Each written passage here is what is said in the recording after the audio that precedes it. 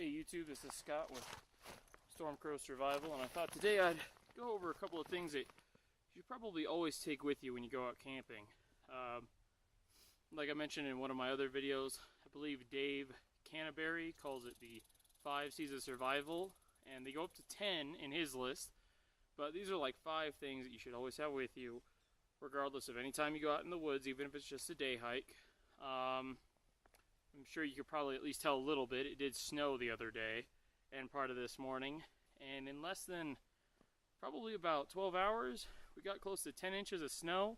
In some places a little bit more. Well, out here hiking I actually got caught in a couple of snow drifts that were running across some paths that came all the way up to my knees, so almost a foot and a half. So you definitely want to always be prepared in case you ever get stuck in that. Now, one of the first things you're going to want to bring with you is not this particular bag, but it's shelter. And it can take up quite a bit of space. Or, if you're clever about it, you can find something, get to those later, something as small as this. Now, this packs up really small, as you can see. It's the Survive Outdoors Longer Heavy Duty Tarp. It is got a Mylar coating on the inside to reflect heat back. In a later video I'll actually show you how to put one of these up, and you can see just how big it is.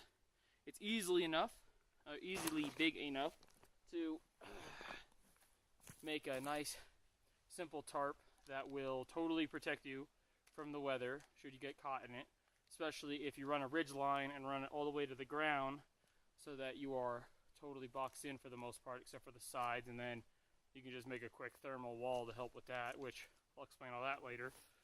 This ran about $20. I'm sure on Amazon you can probably find it for $15 at times, and it is an olive drab on the outside, so well, not necessarily great for being seen if you say wanted to take this on a ultralight backpacking trip.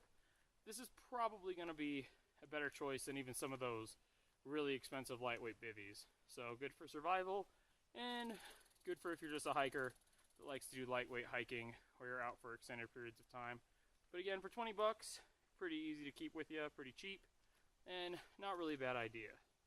Next is cordage. Probably heard about this before in just about every survival or EDC or pretty much every video out there. Now, this is 550 paracord, and you can take out the individual little strands on the inside if you really need to. But this is 50 feet. So if you can wrap up a hank of paracord, 50 feet's worth, in this little roll here and fit it inside this bag along with this shelter, you're pretty much already halfway to where you want to be in order to be able to stay out of the weather and keep warm if you get stuck out overnight, or if you just get caught in like a freak snowstorm. So I want to say I got this at Walmart for really, I think it was like $5. It's not that I like to shop at Walmart a lot. It's that where I live, Walmart's really the only store that has any camping stuff. A little frustrating, but can't do much about it. And I know that right now, Walmart, along with a couple places on Amazon, and I'm sure other outdoor stores as well, sell about 100 feet worth of this for $10. So really no excuse to not have it. On top of being able to be used for things like tie downs for your shelter, they can be used to hang pots or water bottles over fires if need be.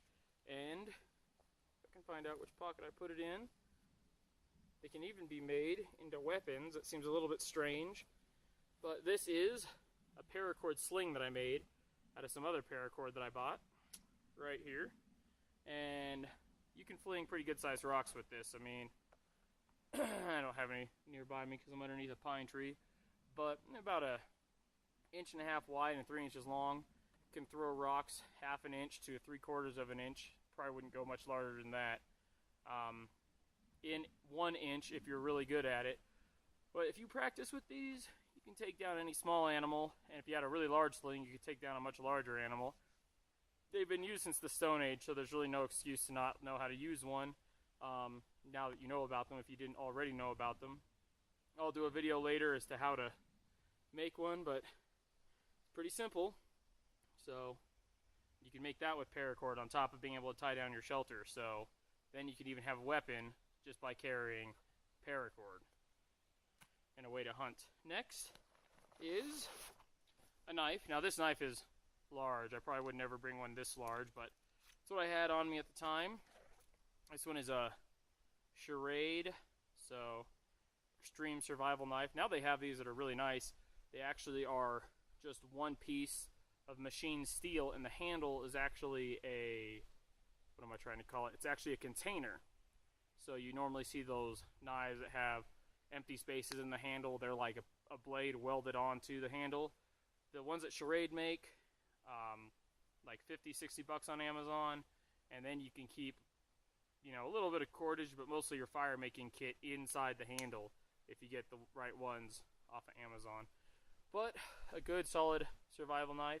It's about 1/4 of an inch, probably just a little bit over 1/8 of an inch thick, and I wouldn't use the saw back for much, but you could very easily baton with this if you needed to.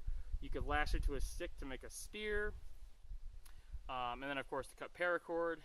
And this is one of the things you can use to make fire, because you can use it with a fire steel. Now, fire, probably more than anything else, is going to be the most important thing to being able to make fire, next to being able to drink water. The reason for that, simple enough. If I can't make fire, even if I can make shelter, I will probably not make it through the night, especially on cold days like this. Fires can be used for signaling, cooking, purifying water. And there's a couple ways that you can do that. One is actually kept in this in case I should ever lose the rest of my pack. And that is this right here. This is a little magnesium block. This is all magnesium right here. And then there's a little strip of fire steel going along the back. So you can scrape off a bunch of this into even fairly wet tinder, and it burns at some ridiculous temperature. Magnesium burns incredibly hot, and that'll get your fire going. And that can just be kept if you have a sleeve that has pockets in it that can be kept in there, which is kind of nice. You can also get out the rest of my kit here. Inside here, I don't really want to take them out right now because I'll get my hands all covered in Vaseline. But you can take Vaseline soaked cotton balls and put them in a watertight match case, and that'll create really hot fire as well. That'll burn. Don't have to worry about it getting wet because it's Vaseline. I just don't want water to get inside here. Plus, this one at least comes with an incredibly small, I don't even know if you can see that or not, comes with a really small fire steel in the back of it. So if you had your knife or even keys and you had your Vaseline soaked cotton balls in here, you could get a fire going with just this. And then next, or I should say also coming with fire, or going with fire, there is just the standard ferrule rod. This one is a Light My Fire. I think it's, let's see if it says, Swedish Fire Steel, and it's made in Sweden. I got this one from REI and just tied it together with some paracord so that I could use it as a necklace or lanyard if I needed it to, but comes with a pretty good striker. Just can get some pretty good strikes with this little guy. Like I said, one of these can buy with something like that magnesium block, and you can get a fire going in just about any conditions. There's also another one, I'll probably be getting it soon, and it is, it's got a coating on it right now. It is made by a company here in Colorado, a company that makes things with disabled veterans, so that could be a good way to go too. They're on Amazon. I'll get more information on them later, and they have a really big fire steel. But even something this small works. I have used a lot of this, and I will show you the proper way to use this, because unfortunately I have used this improperly and am just about out of a fire steel, or at least half of it, because I was striking it in the wrong spot, and that sucked to find out later. And then, of course, the good old fallback a Bic. So can't really go wrong with a Bic. You get them for like $1 or $2 at any gas station. So anytime you're about to go out into the woods, no reason to not at least have one of these. Not so good in wet weather, and if they get wet, they're a real pain to get lit if you get lucky enough to get one lit. But if you combine them with something like one of these little stoves, and this is made by S-Bit, it just folds out. And you can either do it a narrow fold that's at like a V shape, or if you have a larger pot, you can do a fairly large stand. You could even flip it upside down if you wanted to, but you're supposed to keep the coal in there, or the tablet in there. And then it comes with a couple of these little white fire tablets. I took mine out of the package they originally came in and wrapped them up in some saran wrap to keep them sealed. But you have these in a Bic, or if you can get a small fire started and then drop one of these into it. They burn incredibly hot, and they burn for a couple minutes, more or less enough to get 1 liter of water boiled. So if you have something like snow, or you find a stream and you just need more water, definitely a good thing to have. And they pack up fairly small. I mean, you don't even need this whole bag. You could put this in your pocket with a Bic and maybe one of those fire steels and be set. And then lastly, the most important thing, a container for water. Now this already has some water in it because you should just always have some with you instead of waiting for an emergency to come about. It does have a plastic top. It's a Stanley utility water bottle. You can get these at quite a few different stores out there that sell Stanley products. But what I like about it is it's wide mouth. So I can take a bunch of this snow that's around me, dump it in there, and melt it if I need to. And I believe this one, it's not a full liter. It's like 0.7 liters, which comes out to about 24 ounces. But it's still really nice to have. And then on top of having this container, which any container will do, I just prefer stainless steel containers because instead of having to bring like a cup with me to boil water, I can just set this down in the fire with the cap off, of course. It'll boil the water. I can use gloves or even a stick to pull it out, and then I don't have to worry too much about whether or not the water is purified. That'll have done the trick. I don't need to dump it into a different container. It also has a small water bottle opening, much more narrow. And I like that. This is one of the reasons I got it, is because I carry a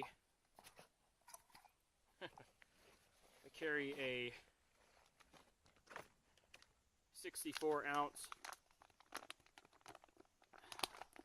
water bottle, squeeze water bottle that was made by Sawyer. It should go with their whole purification system, but I have that hooked up to an inline system in my Camelback, so this is a lot better use for it. I can either fill this up if I know it's going to be a really hot day. Again, it's 64 ounces, so it's like 1.8 liters or something like that. So I can use it for that, or because of the narrow lid on this Stanley, I can store water by just boiling it in this to purify it and dumping it in this bag to help store it more. And then if I filled this up all the way with purified water that I boiled in this, you have almost a full 3 liters of water. That's good for more or less one day, depending on how much activity you're putting into the day and how hot it is outside. And you'll be set for, like I said, at least a day, more or less. So, anyway, these are the 5 things you should bring with you. A container, a cutting tool or knife, some form of combustion. So I personally would prefer the fire steel with something like the cotton balls soaked in Vaseline. And then cover or shelter, and cordage, usually 550 paracord. If you don't have access to that for some reason, which I don't know why you wouldn't, you can usually get stuff that's like a mimic of 550 paracord that still has about 100 pounds worth of load-bearing strength on it. So something is always better than nothing, better than trying to make cordage out in the wild, which you can do, but again, if you can, get 550 paracord. Anyway, thanks for watching this video. I hope this at least gives you some idea as to what you should take out the next time you go camping or hunting or any outdoor activity really that isn't, in the middle of a city at a park. because that's not really an outdoor activity. But yeah, if you have any questions or comments, of course, just leave them in the comments section. If you like the video, like and subscribe. And thanks again for watching.